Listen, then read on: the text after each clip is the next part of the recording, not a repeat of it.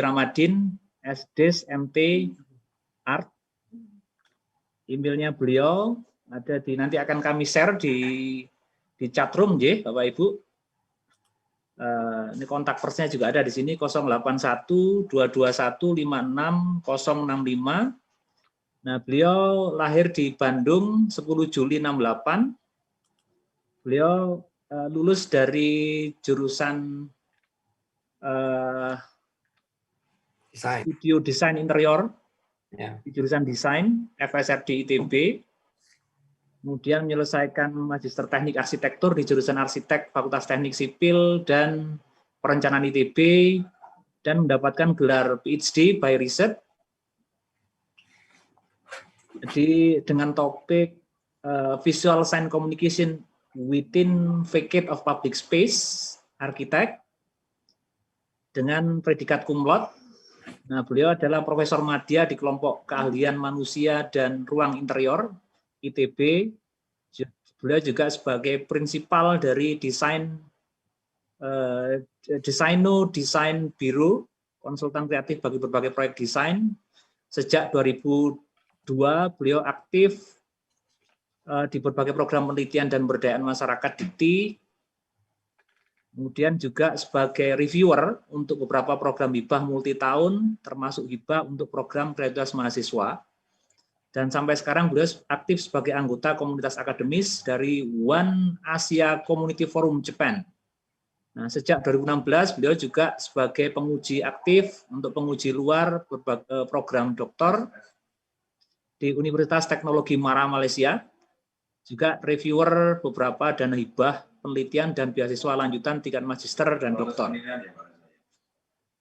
untuk LPDP. Kemudian Pak Tendi ini juga sebagai anggota Dewan Editor Jurnal INTI FSSR University Teknologi Mara, Malaysia, juga anggota Dewan Editor ASEAN Journal of Community Engagement, serta anggota Dewan Editor Jurnal Pengabdian Masyarakat STIE Ekuitas Bandung. Nah, selain itu juga beliau mengajar di beberapa mata kuliah.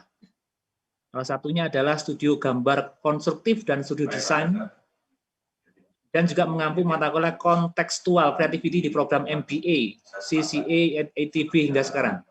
Nah, beliau minat risetnya ada di desain kreatif dan makna lingkungan. Begitu Bapak Ibu, deskripsi singkat dari Pak Tendi. Maaf tidak bisa kami paparkan secara keseluruhan. Nanti CV beliau dan kontak beliau akan kami share di WA group yang ada di PKM ini di tiap fakultas, sekaligus juga di chatroom, ya. Jadi, untuk mempersingkat waktu, kami persilakan Pak Tendi untuk memulai menyampaikan materi yang saya yakin ini pasti menarik. Monggo Pak Tendi. Baik, Bismillahirrahmanirrahim. Assalamualaikum warahmatullahi wabarakatuh. Ibu Bapak kalian, ini berkurang 100 ya. Kemarin saya lihat ada 700. Pak ngapunten Pak, kayaknya suaranya masih belum muncul, Pak. Suaranya belum full ya? Pak Tendi. Sudah bagus, sudah bagus. Sudah keluar, baik. Bagus Pak Tendi. Oh, baik, terima kasih. Ya, maaf tadi salam sehat Pak Tendi dari saya. Pak Wer. Pak Alhamdulillah. Maaf tadi saya sempat takziah dulu, ada kawan saya tetangga dosen di ITB juga, istrinya masih isolasi, udah 2 pekan, udah 14 hari. Monggo lanjut Pak Tendi, suaranya sudah jelas sekali, jadi matur nuwun. Monggo. Ya, tadi saya habis takziah dulu, ada kawan yang meninggal tadi malam. Tapi alhamdulillah nih kita bisa mulai. Ini waktu kita nih hanya 1 jam 30 menit ya, udah termasuk diskusi ya. Slide saya agak panjang, tapi kita coba ya. Suaranya cukup baik ya? Sudah, Pak. Baik, saya coba ya.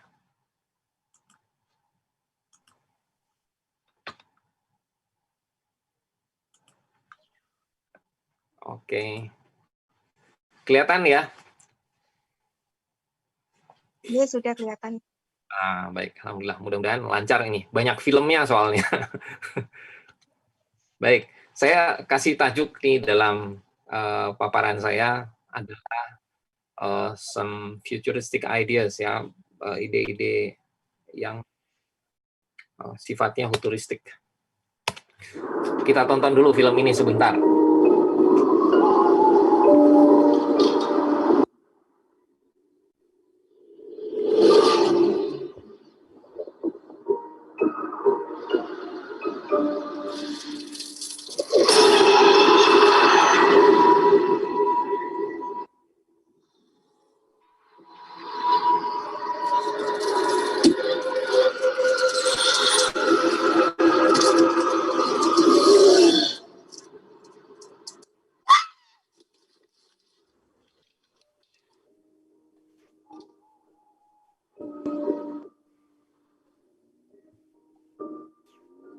The future of driving.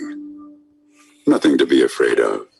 Iya, ini adalah satu cerita yang akan kita hadapi di masa-masa sekarang, bukan lagi mendatang sebetulnya. Meskipun beberapa tahun silam kita masih melihat ini sebagai sesuatu yang akan datang gitu. Kendaraan yang bisa berjalan sendiri tanpa harus pakai driver, pakai supir. Mungkin dalam beberapa bulan yang akan datang, Ibu Bapak atau saya juga akan bisa memanggil dari lobi gedung untuk memanggil kendaraan dari basement untuk menghampiri kita tanpa harus memanggil drivernya, memanggil supir. Jadi tanpa supir kendaraan itu bisa datang ya. Beberapa merek di Eropa sudah membuktikan itu, bahkan beberapa juga dari Jepang dan Korea sudah. Artinya masa depan sudah ada di depan kita. Ini yang akan kita hadapi.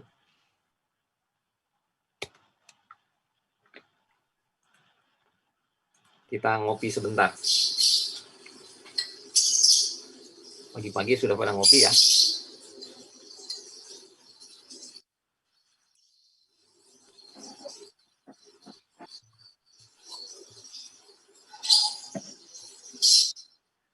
Baik, Ibu Bapak sekalian, ini adalah sharing bagi Ibu Bapak sekalian sebagai calon pembimbing ya, calon pembimbing. Jadi saya membahasakannya adalah sebuah keprihatinan terhadap perkembangan pendidikan tinggi kita sekarang. Kiwari itu bahasa Jepang ya.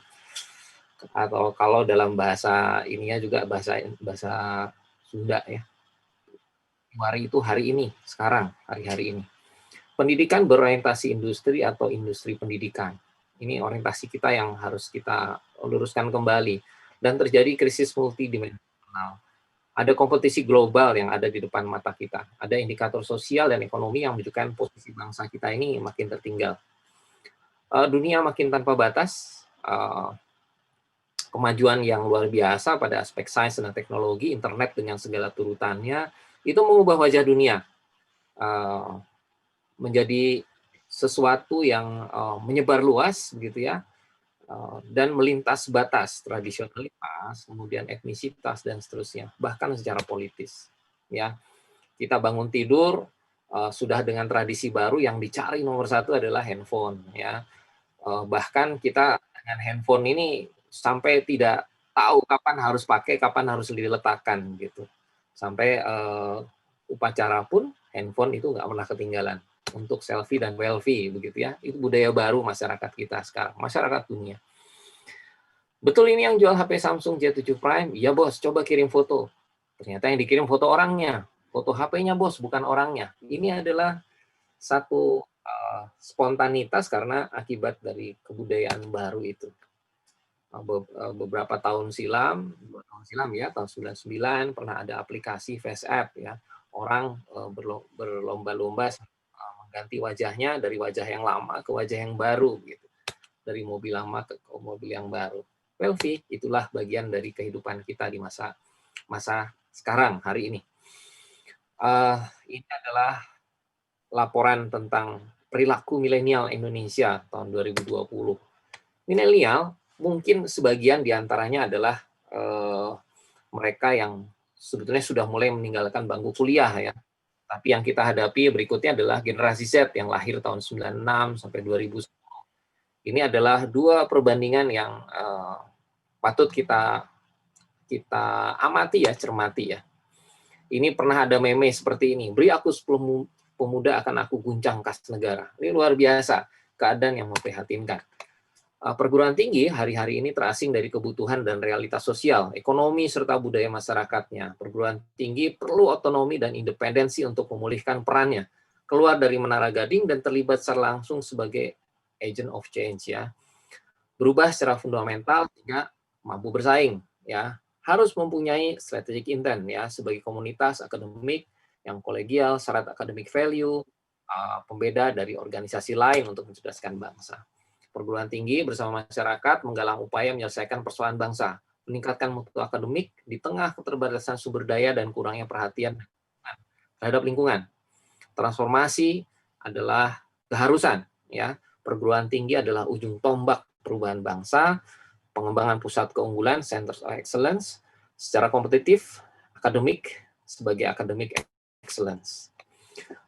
Saya ingin dahulukan satu teks ini, mungkin beberapa di antara Ibu Bapak pernah ikut serta di penjelasan bulan yang lalu, ya, di UB juga kalau nggak salah, ya, selain di beberapa perguruan tinggi. Masyarakat sekarang, bahkan didominasi oleh generasi Z dan generasi milenial itu, memerlukan keasikan. Keasikan adalah bagian dari kenikmatan hidup dalam kehidupan. Cerita adalah satu dari sekian banyak hal yang mampu membangkitkan keasikan dan bahkan kegairahan.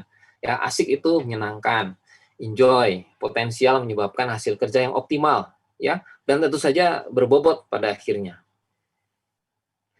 Nah, cerita ini merupakan budaya pembangkit atau pembuat keasikan paling tua, paling mendasar dalam perkembangan sejarah kehidupan umat manusia.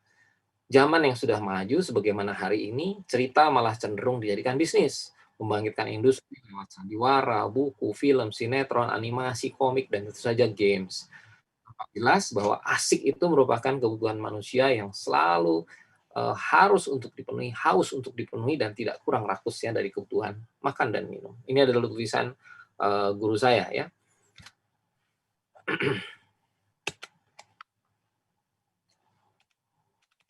Hehehe.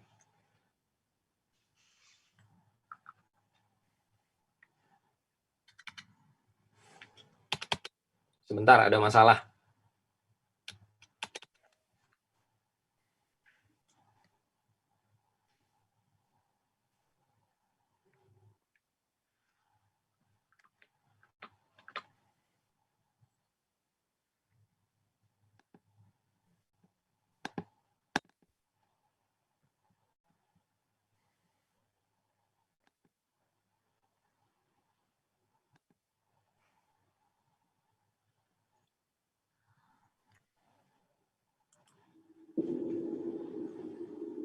Do you really?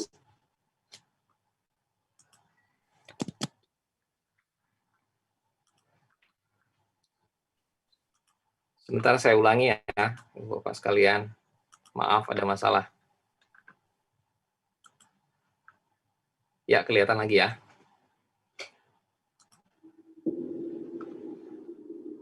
Do you really think a kid like you could be the chosen one? There was an ancient prophecy. Ini adalah sebuah film, ya, karya dari teman-teman kita di Yogyakarta, ya. Film ini bercerita tentang Haji Sakat. Lihat kualitas filmnya baik, ya, kualitas animasi filmnya baik, bahkan mungkin bisa menyaingi film Disney, ya. Karena memang ini di bawah supervisi teman-teman dari Disney antara lain, ya. Ketika proses Some of your mothers may have passed on to you. Who are you?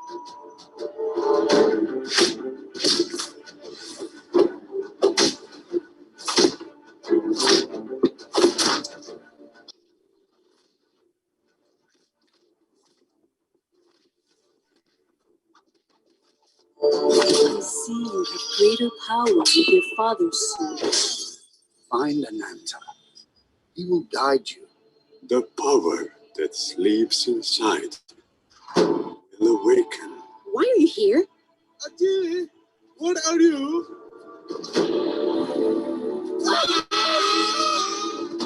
Now like this, together with your magic, you are ready.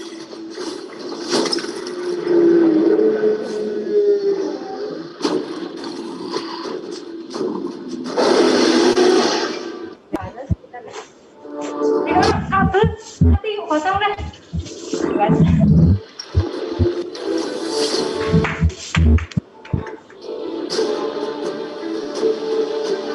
Ayo udah tutup ono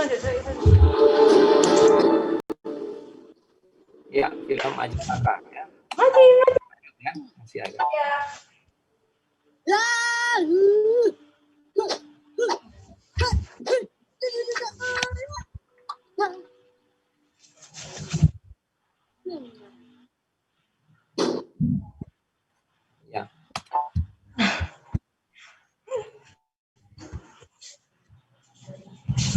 Ini adalah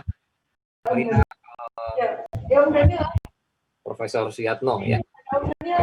Oh, Yanto itu adalah rektor kami komputer. Ini orangnya Yudi. Jalan-jalan. Maaf Bu Dewi Ratih, mungkin bisa di mute dulu ya. Orangnya juga di ya. Dan mungkin ini satu-satunya profesor animasi yang ya begitu. Dari hasil penelitiannya, beliau bercerita kepada saya waktu itu ketika bertemu di Yogyakarta. Beliau mengatakan populasi dunia itu ada 7,2 miliar, pengguna internet 3 miliar, kemudian pengguna sosial media 2 miliar.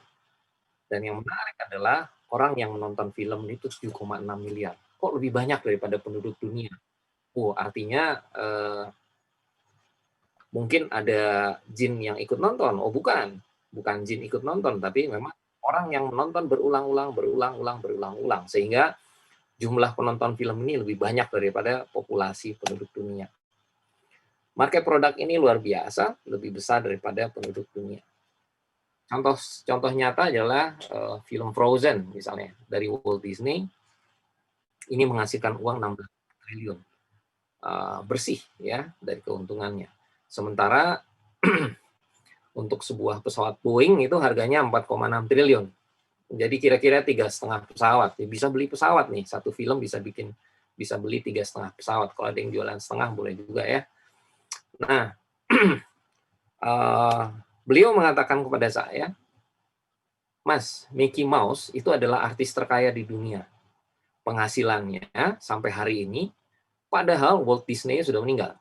Ya, tapi Mickey Mouse ini menghasilkan 1.257 triliun 575 miliar. Luar biasa untuk sebuah peran karakter yang mendunia sampai hari ini. Oke. Saya bilang ya ini memang long life product ya. Tapi apakah itu amal jariah atau dosa jariah? Jika Walt Disney memang seorang yang memberikan kemanfaatan untuk orang banyak, apalagi orang Muslim, maka dia akan menjadikan Mickey Mouse itu amal jariah. Tapi kejadiannya akan terbalik ya, ketika mungkin ada yang tahu. Ini adalah film Jepang yang sangat populer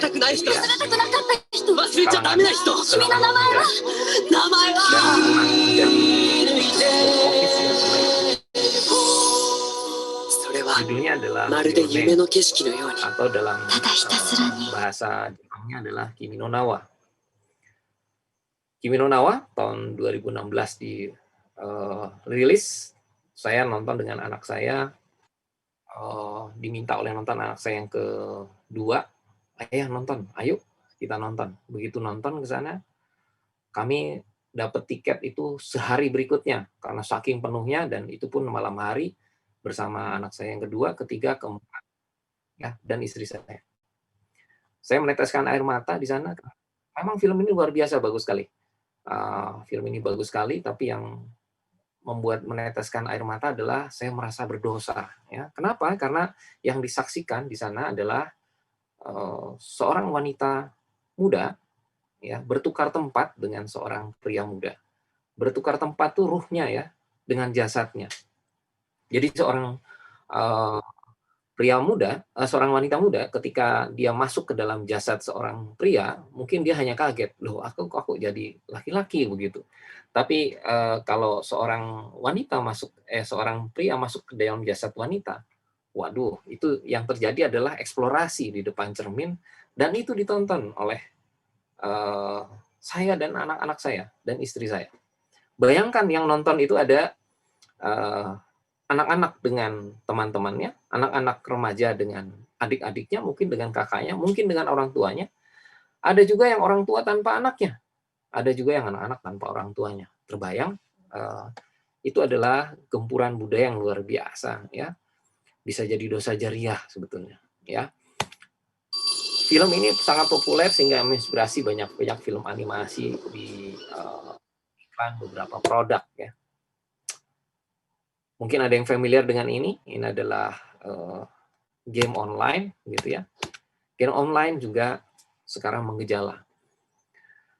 Ini adalah meme-nya. You don't remember when you've been gaming so much, you don't remember how to be normal anymore. Luar biasa, ya. Ini contoh game ini sangat menyita perhatian kita. Mungkin menghabiskan waktu yang cukup banyak, gitu. Tapi inilah yang kita hadapi, ya.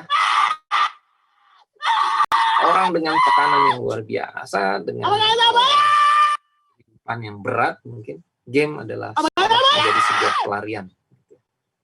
Mas! Mas!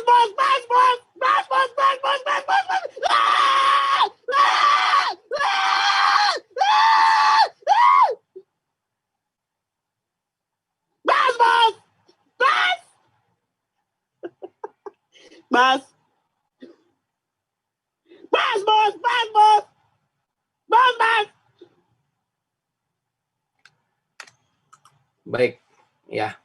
Gamers ini adalah satu keadaan yang luar biasa, ya. Mereka kadang lebih baik daripada anak. 75% anak malah tidak tahu menggunakan komputer CMD, ya. 75% skill gamers saat melakukan coding kadang lebih baik, ya. Ada bocah Indonesia, ini usianya 6-7 tahun, sudah menghasilkan beberapa software dari kemampuan dia membuat coding, ya. Digunakan oleh Apple, ya. Oke. Anak saya yang ketiga adalah penggemar games, ya. Hari-harinya habis dengan main games. Ibunya cemas, tapi saya nggak bisa berperan untuk konfrontatif seperti ibunya.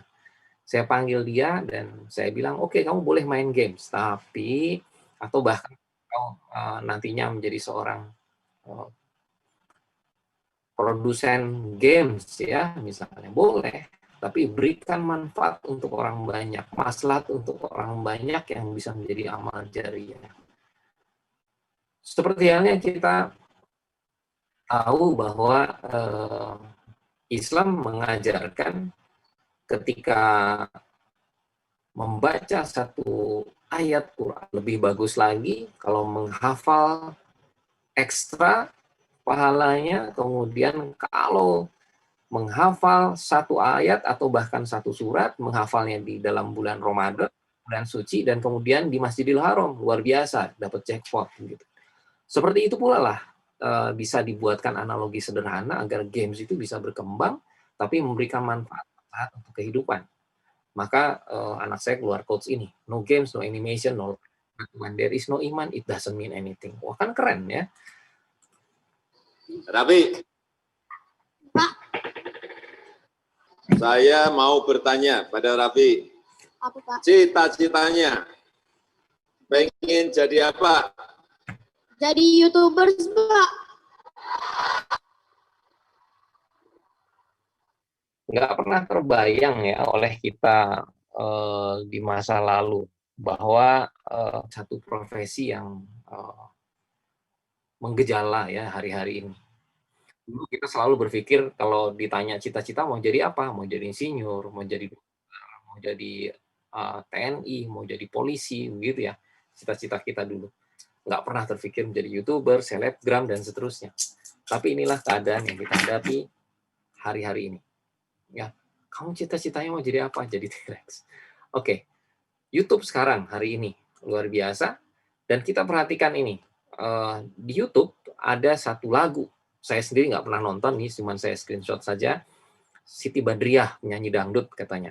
Ini penontonnya 602.847. Wah, luar biasa ya. Tapi bandingkan dengan Pak Kiai ya, yang penontonnya 3.034. Jauh sekali antara 602 juta, lebih banyak daripada penduduk Indonesia dengan 3.034. Meskipun ada lagu Indonesia juga yang bisa menghasilkan 334 juta viewers ya, penonton. Upin dan Ipin itu 205 juta menontonnya. Lebih banyak daripada penduduk Malaysia. Artinya siapa yang menonton? Kemungkinan besar orang-orang Indonesia. Oke, ini adalah film sederhana yang dibuat oleh kawan saya. Kawan seangkatan saya, dia sekarang bekerja sebagai animator di Amerika Serikat. Ya. Namanya Mas Pinot, Mas Wahyu Ikhwan Dali.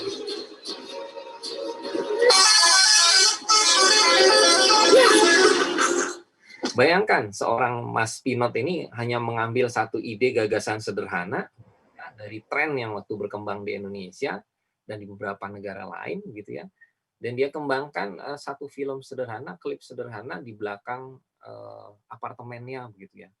Apartemennya sederhana yang ukurannya nggak terlalu besar, dia bikin dengan green screen dan dia kemudian rilis di dalam media sosial. Konon penghasilan besar dibandingkan penghasilan resminya sebagai animator di sebuah industri animasi terkenal di dunia. Ya, Mas Pinot ini tinggal di Yogyakarta, di New York. Oke. Akun paling hit di Indonesia adalah akun YouTube ya, mulai dari Atta Halilintar, Ria Ricis ya. Penghasilannya konon melebihi 59 miliar per tahun. Internet dalam hitungan menit, dan Instagram, kemudian beberapa media sosial seperti Twitter dan seterusnya terus bergerak. Bahkan konon katanya akan dipajak ya.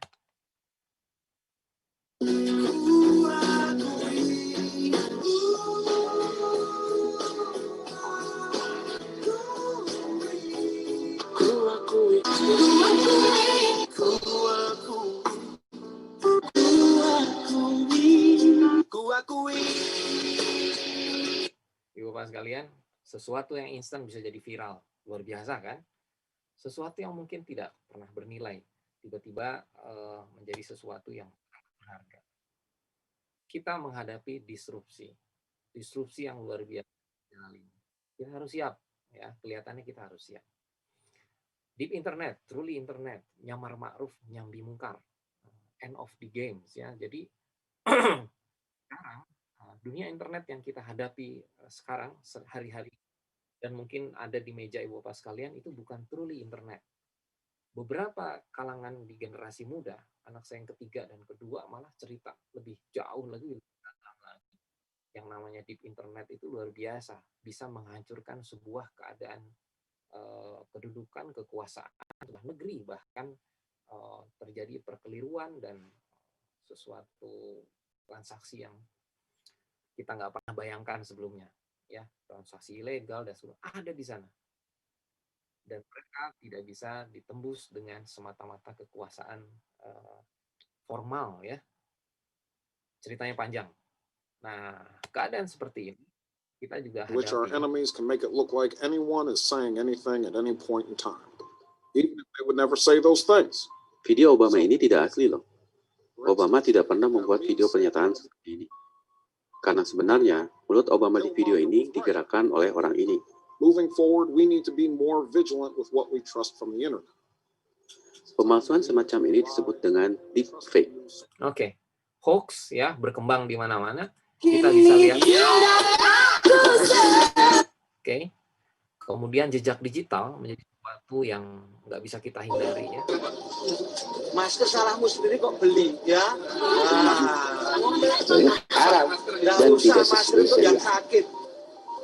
Oke. Kita sekarang berada dalam satu posisi yang agak sulit ya. Tapi setiap generasi ini memang memiliki tantangan yang berbeda. Terus untuk Dia teman-temanku yang suka banding-bandingin pelajar dulu dengan pelajar sekarang, bahasa mohon anak mingkem sekarang dulu. dengan bahasa kita mungkin Kalau agak perlu jauh pakai berbeda masker, sekali. tapi lu jahit nih ke kulit nih ya. Sudah mingkem dulu. Ini pelajar lagi ngadepin tugas yang formatnya bukan Word, bukan PDF. Formatnya amuba. Meleng dikit ngebelah diri dia banyak. Bahasa mereka, bahkan kalau simbol yang rese, mereka takutnya itu bukan simbol kita lagi. Bukan simbol Sistem kita zaman yang gue belajar sangat jauh baku. lebih berat. Tapi Kagak usah berbeda. sombong. Oke. Ini adalah mungkin generasi sebagian dari kita ya. Buku celana cacing, kaos kaki diikat karet. Yang kalau karet ikat kepala itu artinya pedes begitu ya. PR anak SD zaman sekarang ini bikin pening, masa sudah dan seterusnya. Ya. Son, Bruce Wayne, how you doing today? Bahkan teknologi bisa membuat orang gamang ya. I'm gonna need you to step out of the car Petugas for me. kepolisian ini pun tidak memahami itu. Oke. Generasi Alpha adalah generasi yang sangat akrab dengan teknologi, memiliki karakter self-sufficient, lebih siap menghadapi perubahan besar. Ya, tapi mereka kurang memiliki interaksi sosial karena segala hal bisa dilakukan secara online. Dan konon mereka lebih terdidik dari generasi sebelumnya. Inilah generasi kita sekarang. Apa yang harus kita lakukan? Ya, kita harus melakukan perubahan fundamental untuk dapat menghasilkan nilai akademik, sosial, dan ekonomi yang menjadi kata kunci dari transformasi perguruan tinggi. Semuanya harus kita selaraskan, rancang ulang, stakeholders, relations, staff, skills, competence, style of leadership, value, ya, academic excellence, for education, for industrial relevance, for contribution of new knowledge, dan for empowerment or engagement. Mas Menteri mengeluarkan 7 apa yang bisa kita pelajari dari Mas Menteri ya. Ini bukan tentang Anda, ini adalah sesuatu yang harus kita kembangkan, yaitu strategi manajemen mutu dari mulai penyelesaian perilaku, dari sivitas akademik ya, dari performance-nya, kemudian orientasi dan exposure ya. Lihat lulusan kerja terbaik, maaf ini sekian tahun yang lalu, 2 tahun, 3 tahun yang lalu, ternyata berdasarkan generasinya itu ada kecenderungan-kecenderungan yang bisa dipelajari. Kalau kami yang dari ITB, lulusan ITB, memang tidak pernah setia kepada perusahaannya, itu dikenal sekali. Mudah-mudahan tidak 100% begitu ya, tapi itu dikenal luas gitu ya. Perguruan tinggi ini sebagai prime mover ya bagi perubahan sosial karena erat kaitannya dengan academic excellence. Ini yang kita harus juga respon terhadap mahasiswa kita, murid kita. Masa depan Bima hancur ketika Mahaguru Drona tidak berinisiatif untuk memainkan ketika murid ini, Bima ini tidak berinisiatif untuk belajar hal yang lain kepada Prabu Baladewa. Karena Guru Dorna itu menggurui muridnya dengan kurikulum yang seragam, yaitu memanah. Dianggapnya semua murid berbakat memanah. Jahatnya pendidikan Indonesia adalah ketika setiap anak tidak bisa yakin bahwa dia berbeda dengan orang lain. Bahkan Ki Hajar Dewantoro aja, tahun zaman jebot itu dulu, udah pernah bilang bahwa padi nggak akan pernah bisa jadi jagung. Padi lu treat sebagai padi, jagung sebagai jagung. Ya udah, jangan disama-samain. Masalahnya, pendidikan kita semuanya harus distandarisasi. Itu kan masalah dengan UN. Oh, setiap sekolah beda-beda, setiap anak beda-beda. Tapi kalau lulus harus begini caranya. Kan nggak fair. Einstein pernah bilang, setiap anak adalah jenius. Tapi kalau kamu nilai seekor ikan dari cara dia memanjat pohon, ikan itu akan merasa bodoh seumur hidupnya. Dan itu masalah kita di Indonesia.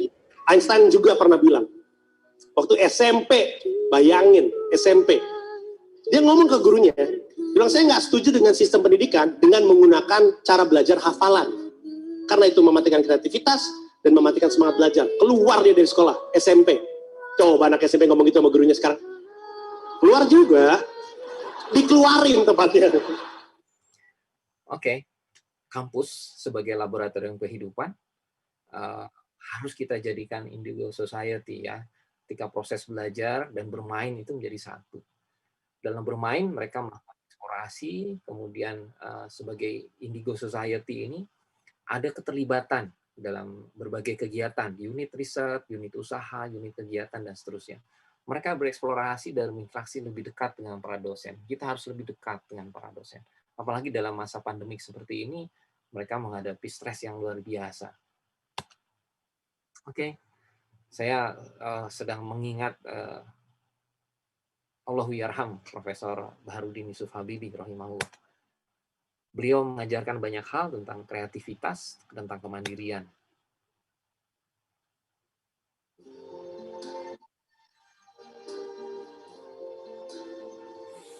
I see trees of green, red roses too. I see them blue for me and you. And to myself, what a wonderful world.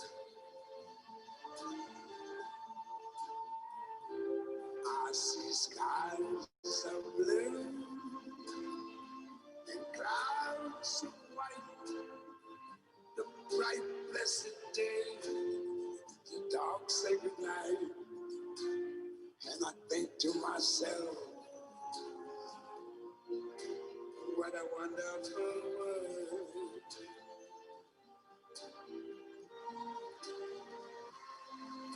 The colors of the world, so pretty in the sky, also on the faces of people going by. I see friends, yes, saying how do you do? They're really saying I love you. I hear babies cry. I watch them grow. They learn much more than I know. And I think to myself,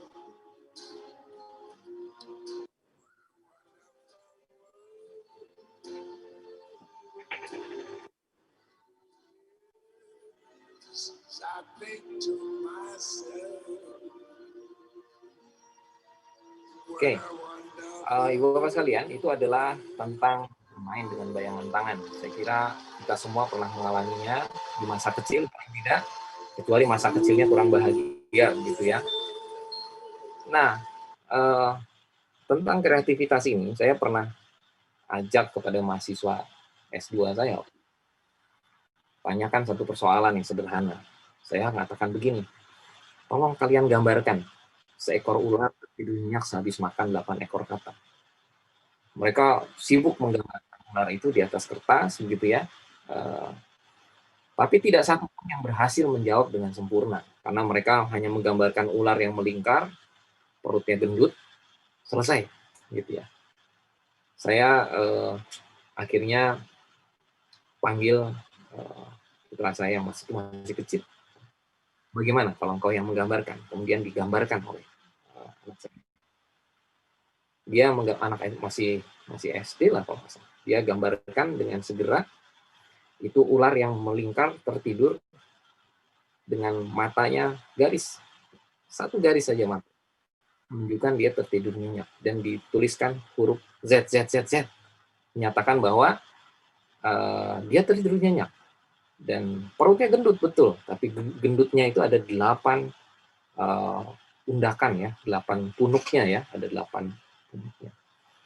Mungkin sekilas orang bisa menyangka, oh tapi di dalamnya boleh jadi bukan 8 ekor katak ya, bisa jadi tikus, bisa jadi kelinci mungkin di dalamnya. Maka dengan segera dia menggambarkan katak transparan terlihat di dalam perut ular itu. Bukankah dengan demikian seorang anak yang mungkin SD dibandingkan seorang mahasiswa S2 sekalipun, itu jawabannya berbeda. SD ini bisa menjawab lugas, tepat. Belum tentu bisa jawab, mungkin bahkan kita sendiri. Gitu. Nah, si anak S2 ini mengatakan, wah kalau gitu sih saya juga bisa. Ya, tapi kan tadi tidak. Gitu. Artinya mereka sudah terkontaminasi oleh pendidikan, tekanan, dan seterusnya, yang menyebabkan dia surut atau terskip kreativitasnya. Oke, masih banyak hal lain tentang kreativitas ini yang bisa kita bahas lebih lanjut. Tapi saya akan lanjut agar tidak berpanjang-panjang. Yang kedua, berpegang pada prinsip relevans, bahwa apa-apa yang menjadi pokok bahasan di dalam kampus hendaknya kurang lebih merupakan apa yang di dalam konteks sosial yang lebih luas, meskipun kedalaman dan kompleksitasnya berbeda. Kita dituntut menjadi gaul, ya, terampil menjalin hubungan antar personal. Sarana utama dalam bergaul adalah komunikasi, ya, adalah to listen. Kita lebih banyak mendengar, ya, dari mereka. Kampus gaul, kampus yang berinteraksi langsung, terbuka, kendati tetap harus serius, ya, untuk menjauhkan hambatan psikologis dalam rangka mengenal jauh, ya, dan PT ini, kampus ini sebagai miniatur laboratorium kehidupan, learning center. Dan untuk itulah PKM itu kita rancang sebetulnya. Konon di dunia ini ada 4 macam sifat bangsa, sedikit bicara, sedikit kerja, itu di Nigeria atau Angola. Sedikit bicara, banyak kerja, itu di Jepang atau di Korsel. Banyak bicara, banyak kerja, itu di Amerika atau di China. Banyak bicara atau sedikit kerja, itu di Pakistan atau India. Seseorang bertanya, kalau bangsa Indonesia masuk yang mana, Gus?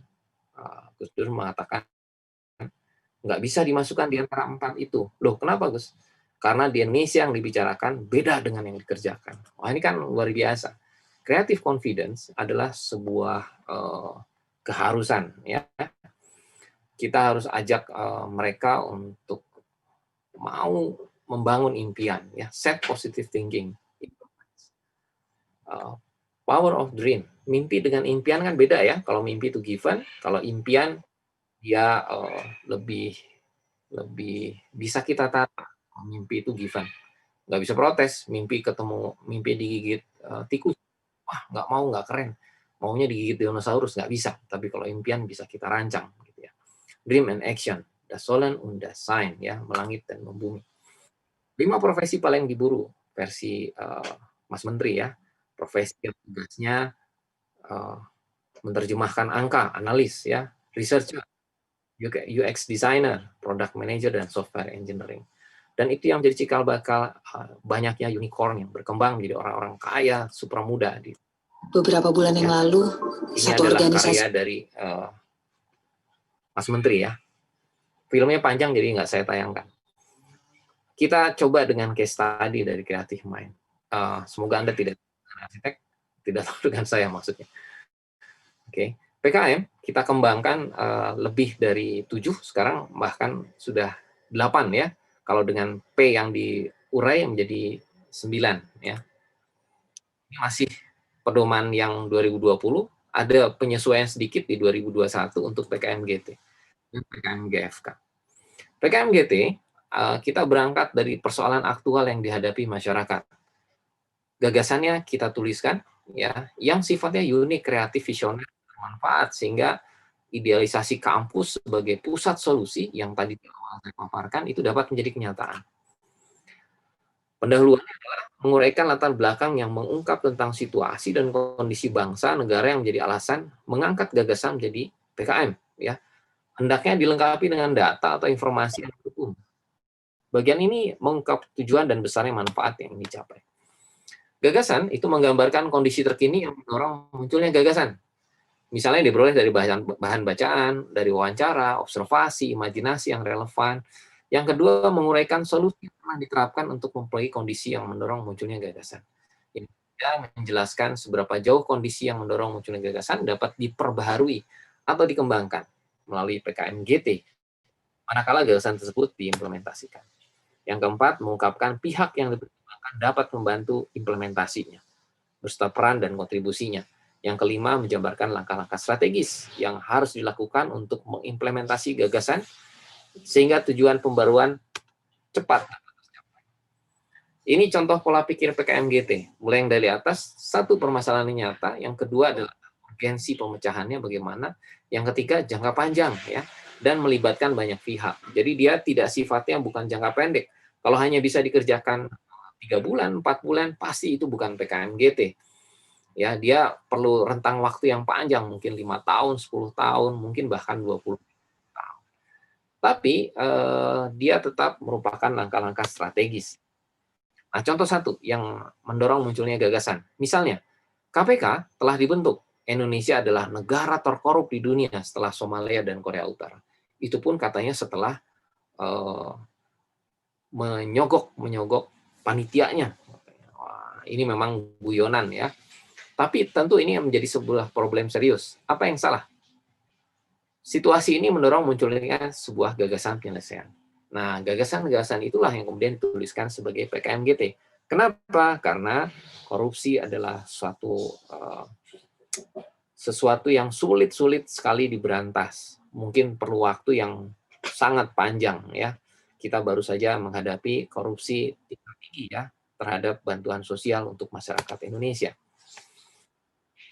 Ini ilustrasi bahwa konon wanita itu punya skill dasar intelijen. Dia mudah curiga dan dia pandai memata-matai. Mungkin KPK lebih banyak anggotanya dari kaum wanita. Begitu ya. Nah, contoh 2. Yang mendorong munculnya gagasan. Pandemik telah dan tengah melanda dunia, termasuk Indonesia. Setelah Februari 2020 diklaim pemerintah Indonesia bebas corona, katanya. Gugus tugas COVID-19 dibentuk menangani. Nah, 9 September, 60 negara dunia menolak warga negara Indonesia masuk wilayahnya. Kepercayaan dunia terhadap Indonesia berada titik terendah sepanjang zaman. Apa yang salah? Nah, ini mendorong munculnya penyelesaian gagasan. Nah, ini bisa dituliskan dalam PKMGT. Ya. Ketika jejak digital mengatakan Mas, kesalahanmu sendiri kok beli ya. Nggak usah Mas, itu yang sakit. Masuk Indonesia. Kenyataannya Indonesia termasuk negara yang sulit mengendalikan COVID-19 sampai hari ini. Biar perkembangannya luar biasa yang lain. Ya. Ini sahabat saya Pak Sulfikar, Profesor Sulfikar ini yang mengajar di Nanyang Technological University. Beliau mengatakan sampai memprediksi hanya dalam 2 pekan itu akan berkembang cepat. Ternyata nggak sampai 2 pekan, lebih cepat dari perkiraannya. Pada bulan Agustus tahun lalu, lonjakan penderita virus corona itu luar biasa di Indonesia. Nah, karakter gagasan dalam PKMGT adalah menyelesaikan masalah, memberikan usulan solusi terhadap problem dalam skala yang besar. Ya. Tidak instan, sebagaimana PKM lainnya, bersifat memerlukan waktu 10 tahun atau lebih untuk implementasi. Solusi yang diusulkan sebagai pemikiran untuk memperbaiki kondisi dan metode yang telah ada saat ini. Ya. Yang keempat, D, solusi yang diusulkan melibatkan beberapa kelompok pelaku yang dikoordinasikan perannya sesuai peran yang dibutuhkan. Tidak ada usul pembiayaan. Ya. Komparasi PKMGT terhadap PKM yang lain. Kalau GT itu visioner, kalau PKM yang lain instan. Ya. Unsur nalarnya dominan dan dampaknya terbatas. Ya. Instan, waktunya hanya 3 bulan, 4 bulan, bahkan maksimal 6 bulan begitu ya. Tapi kalau GT visioner, ya, inovatif, persepsinya dominan, dampaknya sistemik, borderless. Misalnya contohnya adalah fenomena mudik, pemulihan karakter bangsa, atau ketika saya menjadi Presiden RI, kemudian jaringan transportasi Jawa 2090. Pertimbangan penilaian PKMGT adalah dari level urgensi topik yang diangkat. Lengkap, kuat dukungan referensi pustakanya, kondisi kekinian terkait permasalahan yang diangkat, kemudian logiknya, ya, langkah solusi yang ditawarkan bagaimana, dan kejelasan peran pihak-pihak yang dilibatkan dalam penyelesaian. Yang keenam adalah potensi implementatifnya dan kejelasan dampak positif jika realisasi. Ini contoh-contoh kasus ya, beberapa judul. Lipstick ekstrak kayu sebagai antioksidan alami penangkal sinar. Ini PKMGT atau bukan? Pasti bukan, ya, karena sifatnya instan. Program anak basis anemia melalui kegiatan makan bersama rutin dan berkelanjutan dalam pemenuhan makanan gizi seimbang di tingkat anak sekolah. GT atau bukan? Pasti bukan, karena dia instan. Ini cocoknya untuk di PKM yang lain. Biskuit kulit pisang. PKM GT atau bukan? Pasti bukan, karena dia cocok untuk PKM K misalnya. Ya, susu singkong sebagai salah satu bentuk diversifikasi pangan. Ini juga pasti bukan GT. Demikian selanjutnya Bapak sekalian. Tapi coba kalau lihat yang judul-judul terakhir. Kereta layang elevated, sarana transportasi massal sebagai solusi masalah kemacetan daerah Samarinda. Ini mungkin punya peluang untuk masuk di GT. Hanya saja lingkupnya masih relatif terbatas di satu kota. Harusnya dia bisa lebih luas, misalnya skala Indonesia misalnya, atau skala regional, bahkan internasional. Ya, inilah masa depan yang akan kita hadapi. Baik, Ibu Bapak sekalian, kita menyingkat waktu, kita percepat. PKM GFK. PKM GFK ini baru berumur 2 tahun, kami merancangnya waktu itu mungkin agak terburu-buru, memang waktunya sangat terbatas. Ini adalah bagian dari ekspresi kami untuk merespon keadaan yang di awal tadi saya sudah cerita ya. Kecenderungan generasi muda kita yang instan, kecenderungan generasi muda kita yang mahasiswa-mahasiswa kita yang sekarang mungkin berpikirnya sangat sederhana, tapi membuat banyak disrupsi gitu ya. Tapi mereka pada sisi lain tetap harus enjoy untuk belajar, harus enjoy untuk menikmati kehidupannya, dan harus enjoy untuk bersikap, berkontribusi dalam kehidupan di masyarakat. Ya, enjoy. Maka enjoy adalah salah satu kata kunci yang dikembangkan di dalam PKM GFK. Tujuannya adalah memotivasi partisipasi mahasiswa dalam mengelola imajinasinya, persepsi, dan nalar, memikirkan tata kelola yang futuristik namun konstruktif sebagai upaya mencapai tujuan SDGs di Indonesia. Karena memang topiknya kita tetapkan ya, SDGs, yaitu 17 topik SDGs, dan solusi keprihatinan bangsa Indonesia ada 6 ya. Sementara ini ada 6, mungkin bisa bertambah. Mulailah dari gagasan, narasi, dan karya. Film ini adalah salah satu dari sekian hasil karya seni yang berpengaruh dalam membuat realitas di kepala para penikmatnya. Sangat mungkin membuat realitas baru yang dianggap kebenaran yang bisa diikuti. Ya. Film ini mampu mengedukasi masyarakat, dan masyarakat bisa menilai sendiri. Film adalah refleksi dari keadaan masyarakat pada zamannya. Membuat kita berpikir tentang sebuah hal yang baru, mengubah perspektif dan cara pandang kita tentang suatu hal, bisa mempengaruhi, menggerakkan, membawa respon emosional. Sederhana, film yang bagus kalau alur ceritanya kuat, mampu membangkitkan emosi para penontonnya. Dari sisi teknik, dia mengisi transisi antara adegan yang efektif dan kreatif. Film yang baik ketika penonton memiliki pemahaman, terpengaruh cara pandangnya dan pemikirannya, dan kecerdasan emosional dan intelektual menjadi sangat penting. Bagaimana pengusulnya? Pengusulnya sementara ini masih mahasiswa aktif di S1 atau diploma yang terdaftar gitu ya di Pangkalan Data Dikti, anggota kelompok 3 orang. Saya sih mengusulkan lebih ya. Mudah-mudahan disetujui ya, supaya tidak harus 3 orang ya. Nama pengusul, ketua anggota ditulis lengkap dan seterusnya. Ya. Isi PKM GFK adalah fakta yang ada saat ini yang mendorong timbulnya gagasan bersama kondisi masa depan ya. Tujuan realisasi gagasan futuristik ini dijabarkan untuk memberikan gambaran manfaat yang diperoleh apabila impian futuristik yang digagas dapat dicapai. Logika ilmiah sesuatu yang sangat penting, dirancang ya, perlu diperhatikan agar mimpi futuristik yang digagas, mimpi yang sifatnya berpeluang untuk diwujudkan. Bukan hanya fantasi ya, tapi bisa untuk diwujudkan. Bukan hanya fantasi, tapi merupakan sebuah desain atau rancangan masa depan. Ya. Landasannya tetap ilmu pengetahuan, teknologi, dan seni budaya yang ada, serta potensi perkembangannya di masa depan secara logis menurut kami. Kendati film itu adalah fiksi, dokumen, dan eksperimen. Fiksi itu adalah plot ya, cerita rekaan di luar kejadian yang nyata.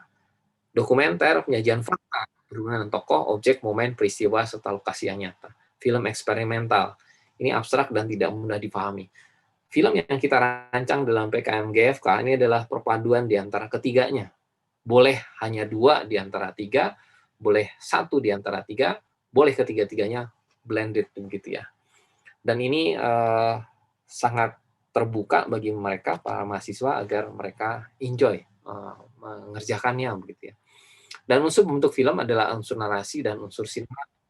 Ini berinteraksi, bersinambungan.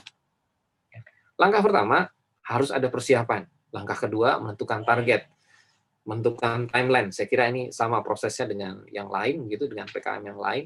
Ya, menyusun ide. Nah, menyusun ide ini perlu kejelian, untuk menentukan tema, judul, dan premis. Tema merupakan satu garis besar ide dari skenario. Setelah itu judul akan kita mudah dapatkan. Misalnya temanya adalah rumah murah tahan bencana. Maka judulnya adalah untuk kehidupan. Nah, kalau kita tepatkan tema, kita bisa merancang judulnya.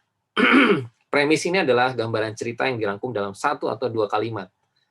Harus ada 3 unsur ya premisnya, yaitu karakter, konflik, dan konklusi.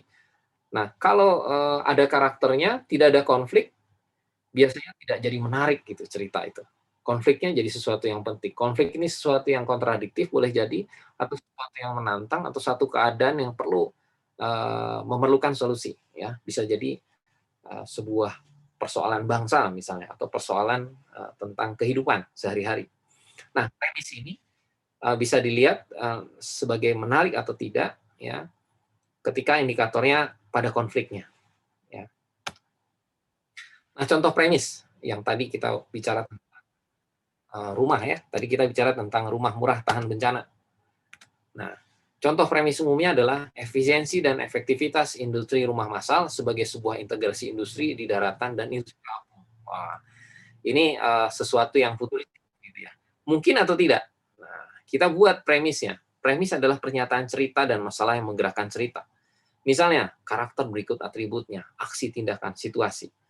Nah, uraian premisnya secara berurutan bisa seperti ini.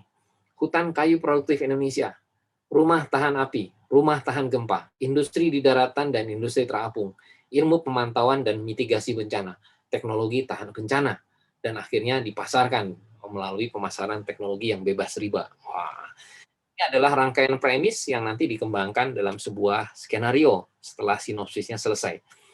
Nah, premis selesai ditulis, tahapan berikutnya adalah menulis sinopsis dan skrip film yang akan ditulis. Ya. Sinopsis jangan bertele-tele, tapi sinopsis itu straight to the point, ya, straight to the point, ya, agar kita langsung segera tahu masalahnya. Tahap paling krusial di antara seluruh tahapan adalah treatment. Ya, ini adalah GPS untuk mencapai tujuan. Ya, treatment menurut berbagai sumber adalah dokumen multi halaman yang ditulis dalam bentuk prosa atau yang menceritakan kisah yang terjadi dalam skenario. Ada tindakan, ada dialog, ada fungsi peta jalan untuk pembaca. Ya, sebelum treatment dimulai, disisipkan misalnya durasi ya dengan timeline-nya yang jelas, kemudian dibuatkan grafik ya. Sebaiknya ada 3 konsep ya, ada perkenalan, konflik, dan penyelesaian konflik. Proses pembuatan film berawal dari skenario. Oke, skenario ini yang paling penting adalah setelah 3 tahap tadi terlewat ya, ada premis, sinopsis, treatment, dibangun skenario. Ya. Pengertian dan fungsi skenario nanti saya share, jangan khawatir Ibu Bapak sekalian, nanti saya share soft copy-nya ya. Ibu Bapak boleh Torabika, boleh kapal api, boleh ngopi maksudnya. Ya, perhatikan beberapa elemen yang penting dalam visualisasi film. Ya, ini contoh skenario yang sederhana. Tahun 98 uang 100.000 bisa menghasilkan satu troli penuh belanja. Tapi tahun 2005 separuhnya saja. Tahun 2019 bahkan hanya beberapa pieces, berapa potong, jauh sekali. Ini ada yang salah. Ada yang salah di uang. Nah, ini adalah skenario yang bisa Anda ceritakan dengan sederhana ya. Misalnya skenario sederhana lainnya. Perusahaan terkuat di dunia. Wikipedia mengatakan saya tahu semuanya. Google saya punya semuanya. Facebook saya kenal semuanya. Internet tanpa ada saya kalian nggak ada apa-apanya. PLN-nya bilang begini. Oh, ngomong aja lu Pak, gue matiin nih. Ternyata ketika listrik mati ya, PLN memutuskan entah sengaja atau tidak sengaja sekian jam saja itu perekonomian langsung runtuh begitu ya. Bahkan kita kehilangan orientasi begitu ya, karena jaringan telepon pun ikut berdampak. Begitu ada bayi lahir langsung dapat rumah, berarti di Qatar. Bayi lahir dikasih tunjangan obat gratis, Anda di Saudi. Bayi lahir diberi susu dan disekolahkan sampai sarjana, berarti ada di Brunei. Tapi bayi lahir langsung dapat utang, berarti Anda di Indonesia. Wah, ini skenario yang provokatif, tapi bisa jadi menarik karena itu adalah persoalan yang kita hadapi. Nah, format standar penulisan skenario mulai dari pendukung sampai penulisan naskah itu banyak software yang bisa digunakan, misalnya Celtics, Final Draft atau yang lainnya, masih banyak lagi. Nah, biasanya dituliskan lembar per lembar dengan skenario itu menggunakan tipe hurufnya Kurir ya, ukuran 12.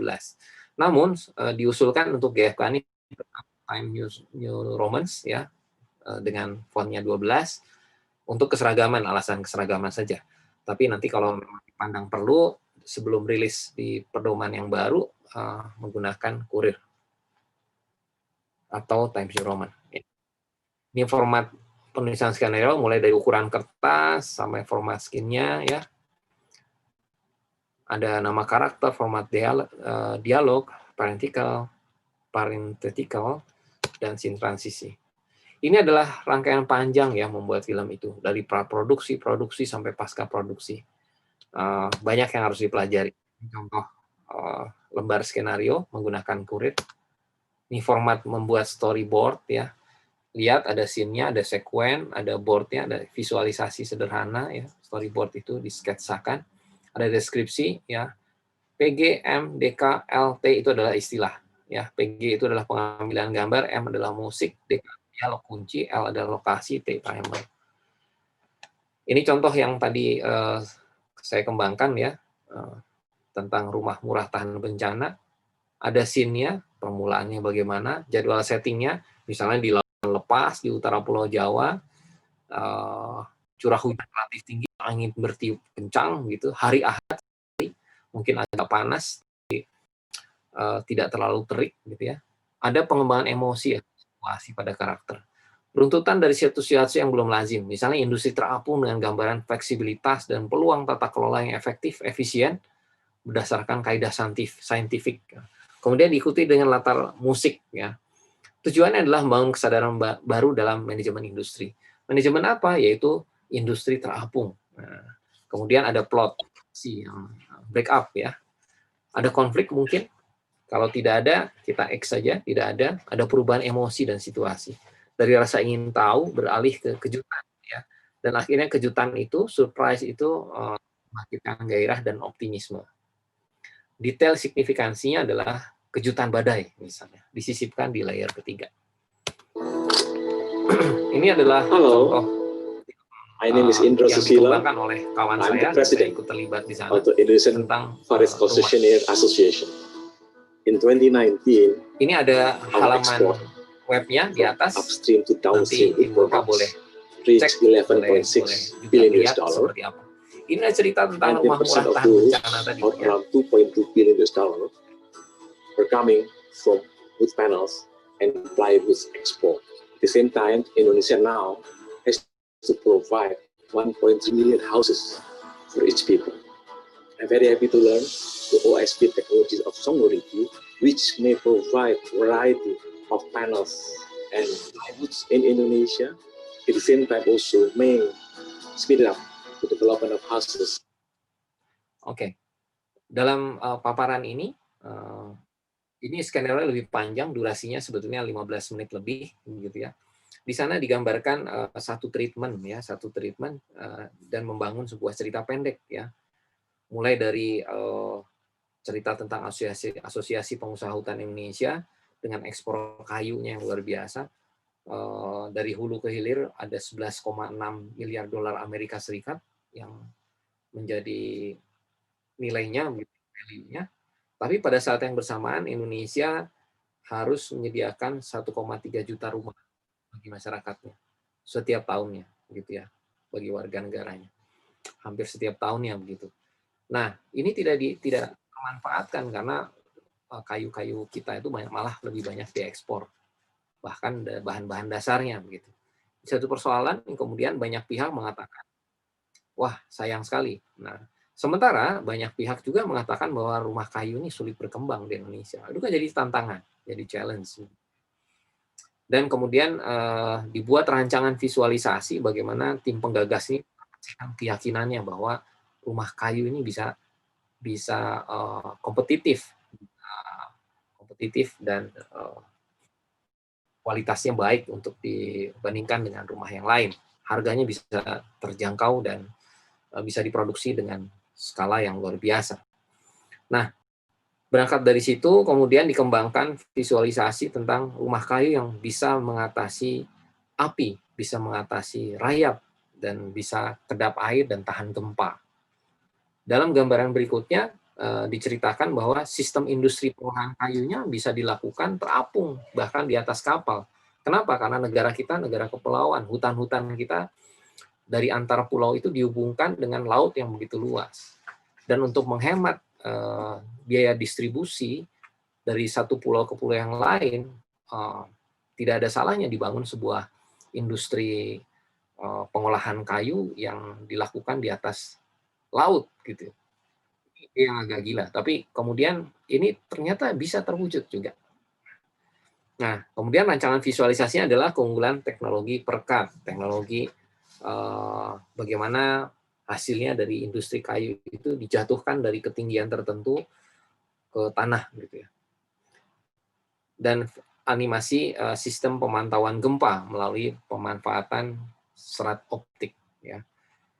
Nah, akhirnya film ini kalau kita kembangkan bisa dikembangkan menjadi sebuah skenario yang panjang, skenario yang menarik tapi punya nilai iptex di dalamnya. Jadi bukan sekadar indah, bukan sekadar estetik, tapi dia mempengaruhi si audiens, penontonnya, bahwa teknologi, ilmu pengetahuan, seni budaya itu bisa membuat satu langkah-langkah maju ke depan.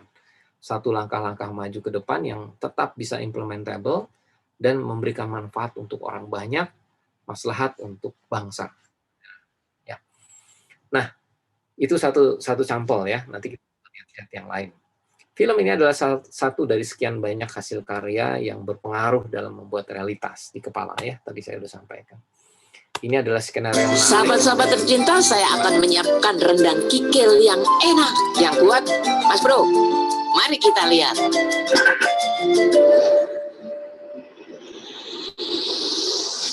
Punya gue 28.000. Punya Kiki banyak juga nih. Tapi mau nagih nggak enak deh. Endang lama benar. Jangan-jangan mau dibayarin. Nggak enak ah. Duh, kok dompet gue nggak ada? Wah, aroma-aromanya nggak enak nih.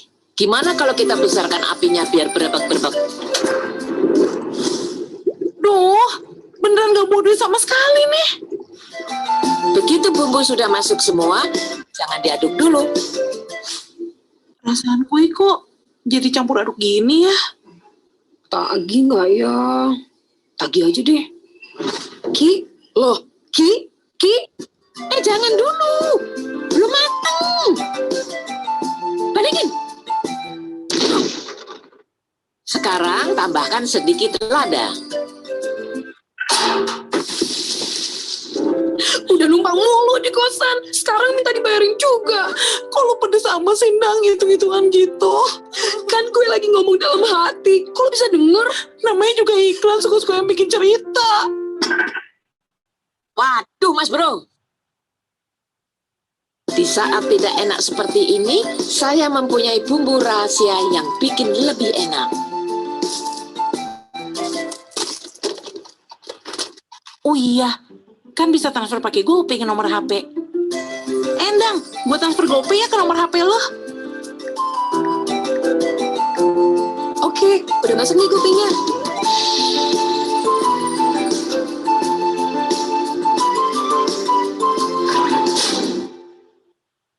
Itulah cara transfer yang bebas dari rasa nggak enak. Lebih enak bukan? Ini dia rendang kikilnya. Hah? Kemana ini? Oke, itu adalah cerita sederhana, tapi alur ceritanya kuat, ya mampu membangkitkan emosi para penontonnya. Kenapa? Karena dia sangat kekinian, ya bagi anak-anak muda, generasi muda yang memang rasanya itu saling tumpang tindih antara idiom yang lama dengan idiom yang baru, itu menarik. Lah ya dia nih ya aneh-aneh wae kok. Wong wis umurane kaya ya ora ndang rabi, wong kancane wis do rabi coba, he. Lah nek saiki dheweke iki pengen fokus karo karire piye? Hah? Wong ya dhek iki ora ngerti to sakjane kondisine dhek iki kaya kenapa film itu bisa viral ya, film Tilik ya, karena memang dia menggambarkan kehidupan yang nyata dari kehidupan kita sehari-hari. Tapi sayangnya dia belum menawarkan satu solusi yang futuristik ya. Tapi sebagai sebuah jalan cerita, dia sesuatu yang menarik. Dalam bersedekah. Atau bagaimana kita mengajarkan keikhlasan tapi tanpa menggurui. Agama Islam adalah agar manusia beribadah kepada Allah Ta'ala dengan ikhlas. Lalu apa yang dimaksud dengan keikhlasan? Ma'arif, ikhlas, ikhlas. Itu bukan duit saya, tadi duit ada jatuh. Bagaimana konsep tentang keikhlasan ya, banyak lagi ya. Yang berikutnya teknik sinematografi. Membuat film itu adalah mengisi transisi antara adegan yang efektif dan kreatif. Film itu baik ketika penonton film memiliki pemahaman bahwa film itu mempengaruhi cara pandang. Bismillah. Tekniknya sederhana, bahkan boleh jadi film itu dibuat kayak aku medun ini. Apa namanya? Kayak medun. Perangkat ya, properti yang nggak terlalu banyak. Pemainnya hanya sendiri, ya. Perangkatnya juga perangkat dia. Jadi ditambah dengan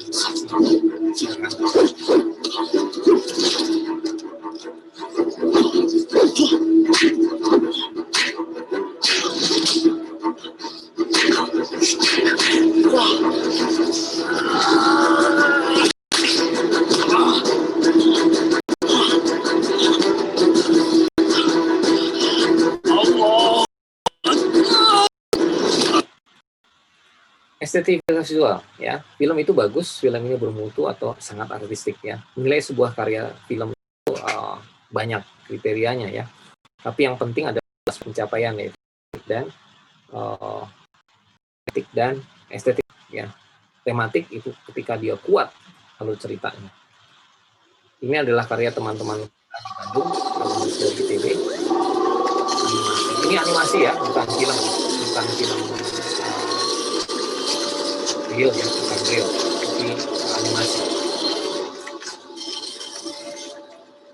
Judulnya adalah Kembali Lagi, atau lebih tepatnya waktu itu kita sodorkan ke Ustadz Adi Hidayat, dia langsung mengatakan ini tentang hijrah.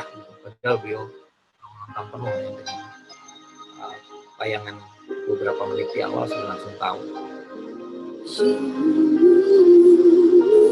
Ini dikerjakan dengan beberapa software, ada yang software open source ya, seperti Blender, dan mungkin dimodifikasi dengan Linux dan Maya.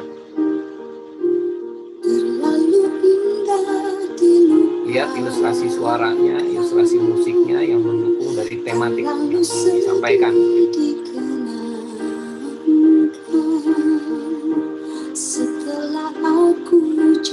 Ini karya Mas Tito dan teman-teman alumnus dari ITB.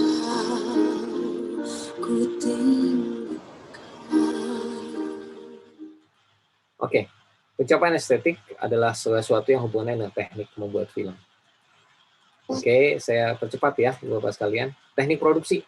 Nah, ini ada beberapa istilah dalam penulisan skenario. Nanti Ibu Bapak baca ya. Ini menjelaskannya perlu waktu yang lebih panjang sebetulnya. Ada big close up, ada close up, establishing shoot, ada long shot, ada point of view, ada split screen, ada cut to flashback, cut to intercut. Ini nanti dijelaskan.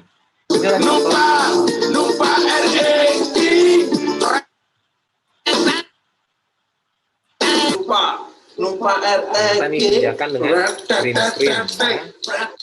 Sederhana saja, tapi ketika diolah menjadi sebuah film bisa menjadi tayangan yang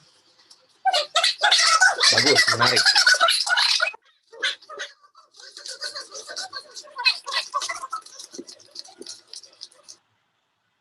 Oke. Ya, perhatikan nih Mas Bino, teman saya yang di New York tadi, dia mengerjakan animasi sederhana. Dia mengerjakan di belakang apartemennya. Ya, mulai dari membuat model, kemudian model itu diolah pendek. Oke. Bahkan bisa dibuat miniatur, ya. Banyak industri film yang kemudian membuat miniatur untuk membuat satu langkah efisiensi dari produksi film dibandingkan harus menggunakan produk dalam ukuran sebenarnya. Ya.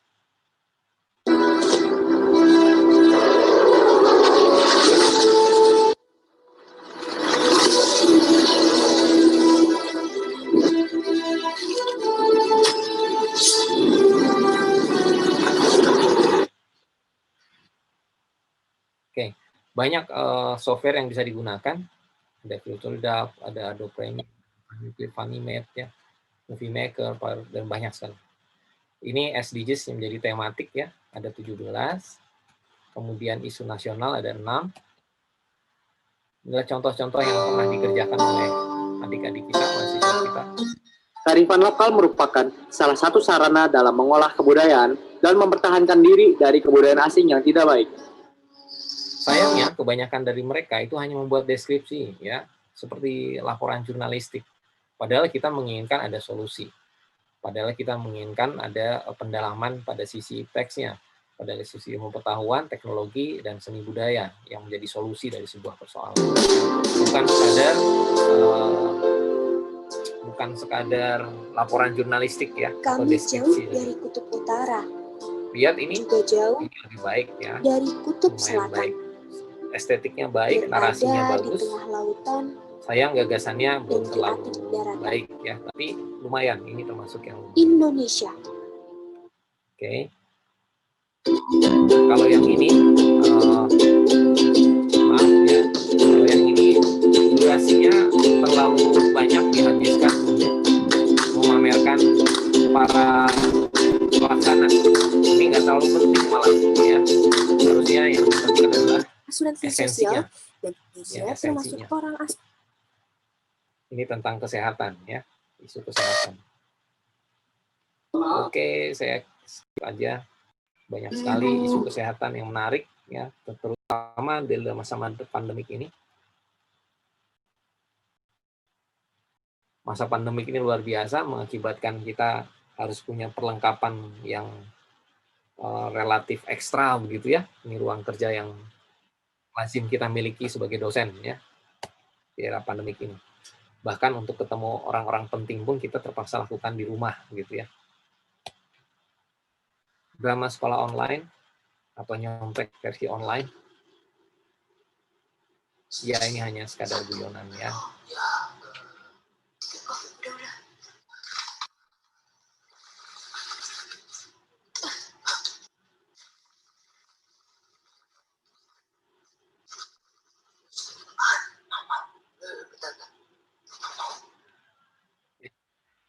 Wisuda atau kuliah harus dilakukan online, ya. Kita harus mempromosikan misalnya vaksin yang sekarang lagi sedang ramai diperbincangkan.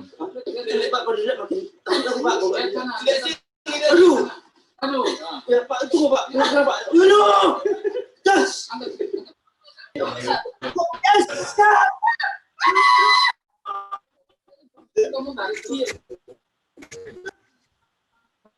Ya. Kemudian ini masalah pendidikan. Teman sekali, waktu kita sepertinya terbatas, Pak.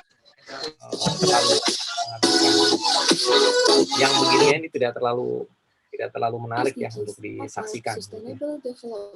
Animasi sederhana bagus kalau dia bukan sekadar deskripsi. Cerita tentang suara perempuan. Nah, ini seperti TVRI zaman dulu, gitu, ya, TVRI zaman Orde Baru. Jadi sayang sekali, padahal mereka mahasiswa ini punya perangkat yang bagus, ya, dengan smartphone mereka. Mereka bisa beraktivitas. Menurutku ya sama sih. Tapi ini terlalu sederhana, gitu, ya. Nah, ini bagus, Ini juga sama cerita tentang gender. Kalian yang suka nge-vlog, ya.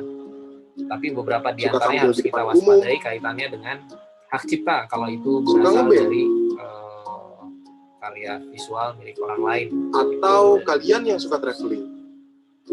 Ya. Tapi jangan lupa memaparkan sebuah keadaan. Kalian harus tahu bahwa kalian Drainase merupakan salah satu bangunan yang dapat mengelola aliran air dari wilayah hulu sampai ke hilir. Alih-alih begitu, Drainase juga merupakan bangunan pelengkap yang harus ada pada setiap wilayah. Hal tersebut masih banyak lagi yang lain. Bagaimana dengan tampilan seperti ini? Boleh. Tapi sekali lagi tampilannya sangat sederhana dan terlalu banyak menyampaikan hal-hal yang sifatnya teoritis, sementara aspek solutifnya proporsinya terlalu sedikit begitu ya.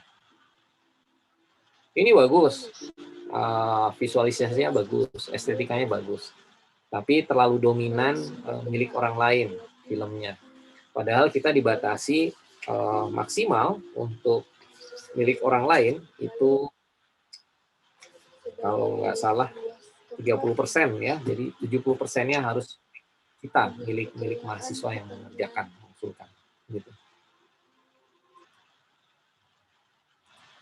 Pernahkah terpikirkan oleh Anda membangun rumah semudah bermain? Hanya tinggal menyusun, mengaitkan antar balok. Ini adalah tanpa membangun perlu alat khusus. rumah modular. Rumah. Jadi bermain seperti bermain Lego, gitu ya, bermain Lego. Dan ini menarik karena dia mengusulkan, tim mahasiswa ini mengusulkan rumah modular itu dengan prinsip bisa dikerjakan oleh siapapun. Indonesia dihadapkan pada permasalahan perumahan. Everyone can make it, siapapun bisa buat. Bahkan ibu rumah tangga juga bisa buat. Dan dia karena sifatnya modular, seperti perumahan Lego, dia tidak menggunakan struktur. Dia cuma menawarkan sejumlah desain yang dijadikan bagian dari sebuah penawaran menggunakan Internet of Things. Jadi membuat ekosistem digitalnya dipasarkan secara digital, harga terjangkau, harga murah, melibatkan masyarakat banyak yaitu industri perkayuan gitu, dan menggunakan kayu yang murah yaitu kayu sengon ya, yang pemanfaatannya perlu waktu 2 tahun 3 tahun panen gitu ya. Sehingga hubungan antara produksi, pemanfaatan orang banyak, kemaslahatan orang banyak, dan masa depan dengan harga yang terjangkau, distribusi yang melebar ke mana-mana ya, masyarakat dengan berbagai teknik kreativitas, kombinasi dari banyak pilihan, variannya ragamnya banyak, tidak hanya waktu digital, dan tenaga yang makanya adalah terbatas, contoh namun biaya yang juga, baik dari sebuah distribusi yang sederhana PKN dan GFK. bahan baku. Kalau ini karya dari jurnalis profesional ya, kelihatan. Mana? Sandy. Rohingya.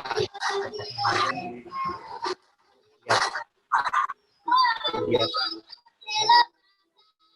Mungkin kita nggak harus sampai ke sana, tapi ini gambaran yang baik dari sebuah deskripsi dilanjutkan dengan solusi persoalan. Kita lanjut ya.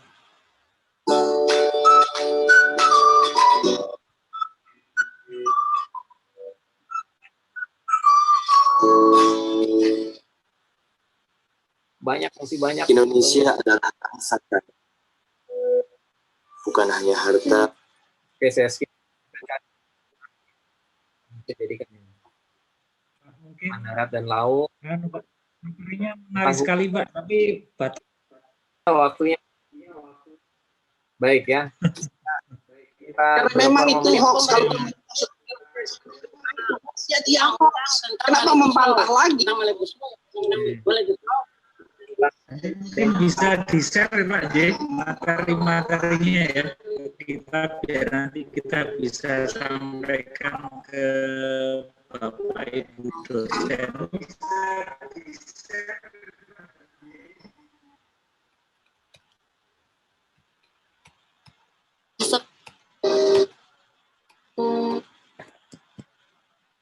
Baik, Bapak sekalian, maaf banyak sekali yang harusnya bisa saya sampaikan, tapi kira-kira yang jelas apa namanya GFK ini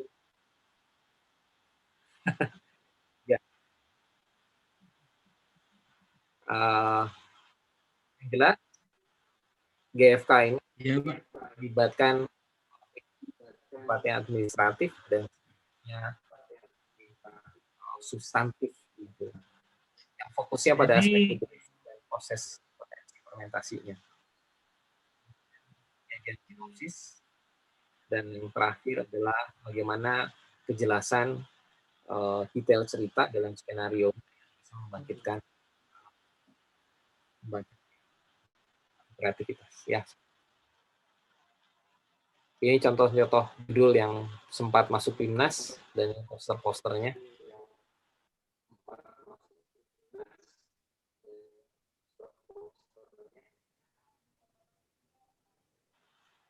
Oke, dimulai dari gagasan, dilanjutkan narasi, kemudian karya. When making plans, think big. When making progress, think small.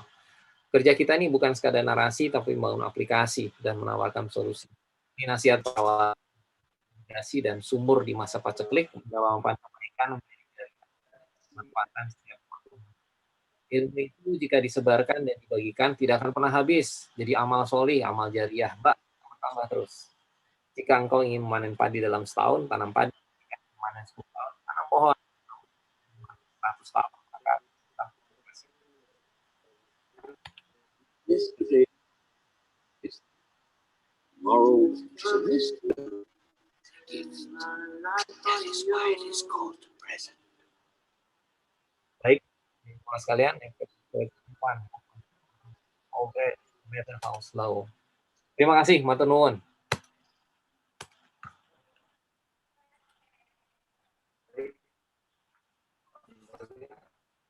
Saya agak terburu-buru karena waktunya terbatas sekali. Bisa, sebenarnya ada banyak sekali pertanyaan Pak Tendi.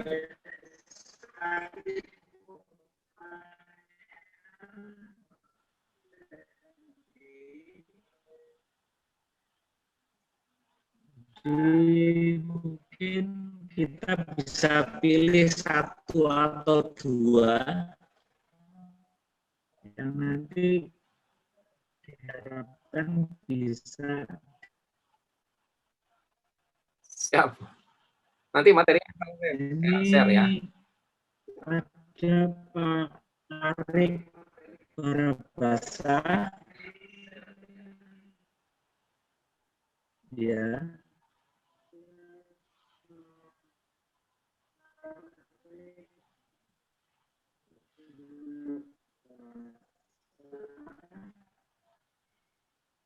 Adakah baik GT maupun GFK?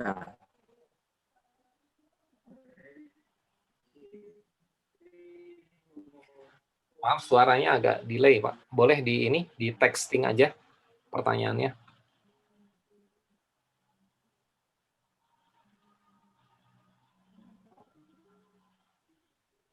Bisa ditangkap, Pak.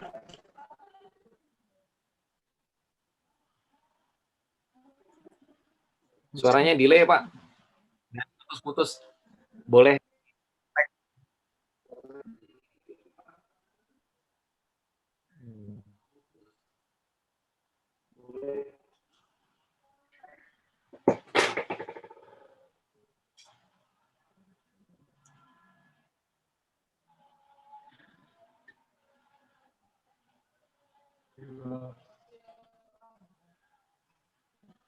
Tentang batasan logis untuk ide imajinatif dalam PKM GT.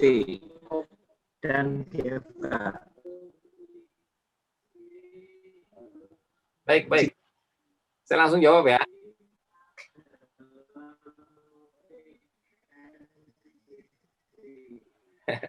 Baik, saya coba jawab ya. Begini, untuk GT dan GFK ini yang pertama adalah GT itu dia temponya lebih panjang dan dia dibatasi oleh tematik ya. Dia dibatasi oleh tematik seperti halnya GFK. Kalau GFK itu kita tema yang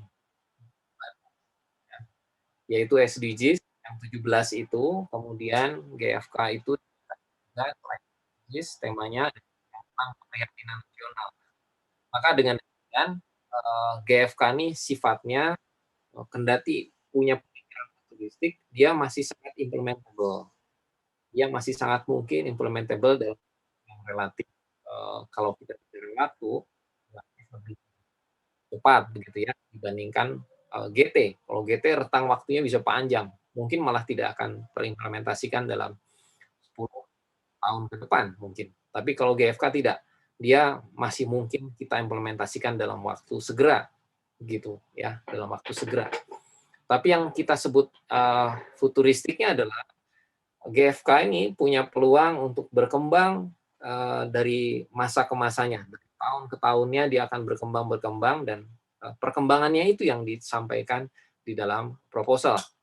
GFK ini akan ada perbedaan dengan GFK di tahun sebelumnya, bahwa GFK ini bukan sekadar hibah, tapi nanti akan membuat usulan juga. Nanti angkanya juga berubah, tidak seperti tahun sebelumnya hanya 4 juta, mungkin sekarang diusulkan sampai 10 juta, ya, mungkin bahkan 12,5 juta sedang dalam proses.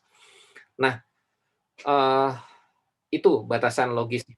Semuanya tetap dengan kadar IPTEX yang menjadi penekanan ya. Untuk GFK kadar IPTEX-nya tetap kita pertimbangkan. Jadi bukan sekadar estetik tapi dia ada kadar pemikiran. Kalau tadi saya cerita yang beberapa sampel itu, yang tadi contohnya rumah tahan gempa atau rumah modular itu berkembang dengan memanfaatkan teknologi anti gempa misalnya. Rumah tahan gempa, teknologi anti bakar, teknologi yang memungkinkan dia mendeteksi dengan serat fiber mitigasi bencana. Kapan itu akan terjadi, orang yang menggunakan rumah ini dengan segera bisa berlindung misalnya. Ya. Jadi ada aspek teknologi, ada aspek solusi. Kalau di rumah modular yang kayu tadi, misalnya dia memanfaatkan potensi sumber daya alam, ya, dan seterusnya. Jadi kaitan selain sumber daya alam tadi juga dimanfaatkan ekosistem digital. Jadi kaitan antara satu permasalahan, ada solusi yang punya maslahat bagi ruang yang banyak, orang yang banyak, kemudian environment, lingkungan sekaligus diatasi, dan ekonomi menjadi titik pertimbangan. Jadi komprehensif gitu solusinya. Dan cukup luas, itu berjenjang. Bukan sekadar indah, bukan sekadar deskripsi. Ya, ada solusi yang ditawarkan. Itu GFK ya. Itu perbedaan GFK dan GT. Mudah-mudahan agak bisa dipahami ya. Mungkin ada sisi-sisi yang belum jelas, nanti kita jelas lagi. Nah, kriteria penilaian dalam PKM GFK ini bagaimana bobotnya, presentasi penilaiannya, karena mahasiswa D4 desain grafis punya potensi membuat film dan mengikuti GFK tapi belum value. Ini soal value ini memang tugas kita nih yang membimbing, mengarahkan adik-adik value ini hal yang sifatnya tapi punya awalan, bukan lagi box, bukan lagi keluar dari kotak, tapi kotaknya ditendang with the box, tendang saja kotaknya jauh-jauh. Nah, ini yang harus menyesuaikan diri dengan cara pikir, cara pandang. Nah, itu buat Titi Ayu ya, memberikan value-nya bisa kita peroleh dengan kita betulnya gitu. Mungkin ada sesi khusus someday, suatu saat saya ingin cerita sebenarnya tentang kreativitas itu bagaimana sih gitu. Banyak di antara kita yang tidak kreatif lagi begitu, dan ketika jadi saya mungkin kita tentang poster maupun begitu Ibu Bapak sekalian. Maaf nih jawabannya agak-agak instan begitu ya.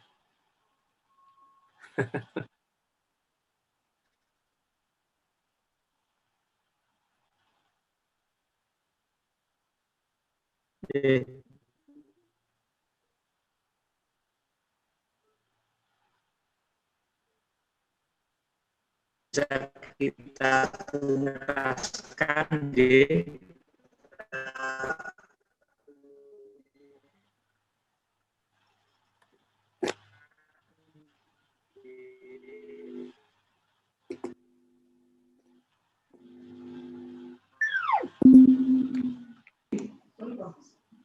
Baik, bagaimana Ibu Bapak sekalian? Terima kasih banyak.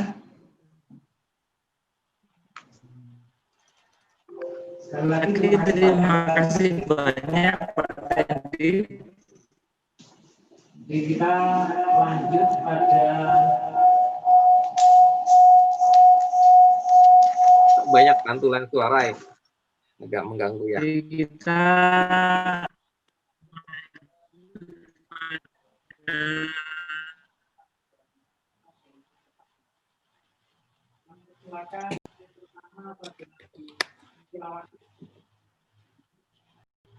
ada Bu Yuni.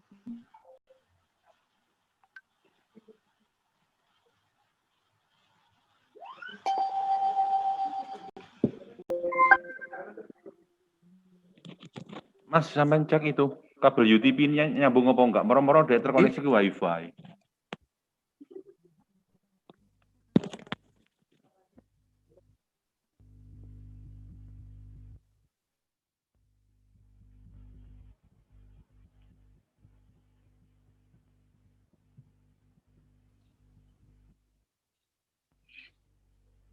Oke, terima kasih. Mohon maaf tadi ada kesalahan teknis.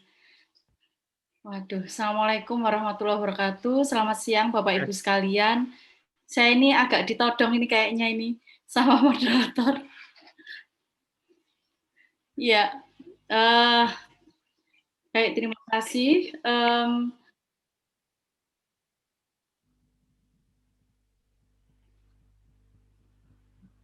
Apakah suara saya bisa jelas didengar ya?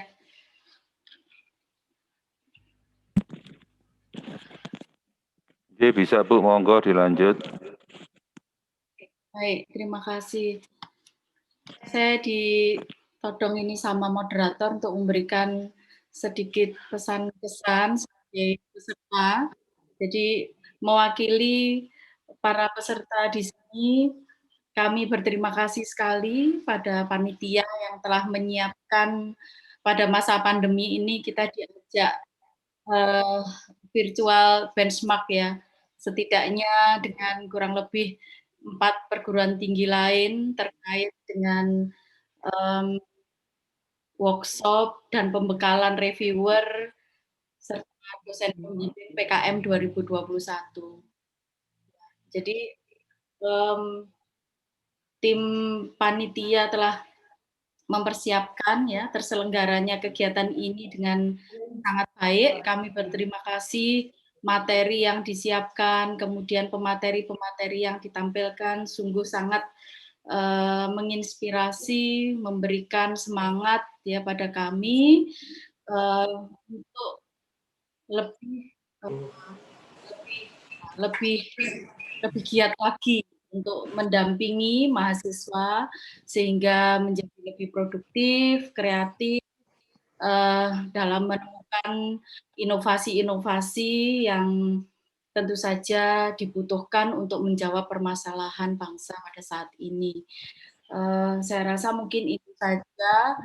Lebihnya mungkin kami berharap ada tindak lanjut kegiatan ini terkait dengan pendampingan secara teknis, kemudian jadwal-jadwal koordinasi dengan seluruh tim agar tidak ada yang tertinggal, updating segala macam bentuk materi, dan mungkin juga tahun ini perubahan-perubahan untuk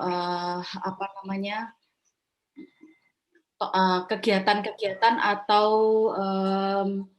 topik yang ditampilkan, dan juga kami akhirnya hanya bisa berusaha berdoa semoga nanti kegiatan ini membuahkan mahasiswa-mahasiswa yang tidak saja dari segi kuantitas yang meningkat tetapi juga kualitasnya, sehingga seperti senada dengan pemateri yang terakhir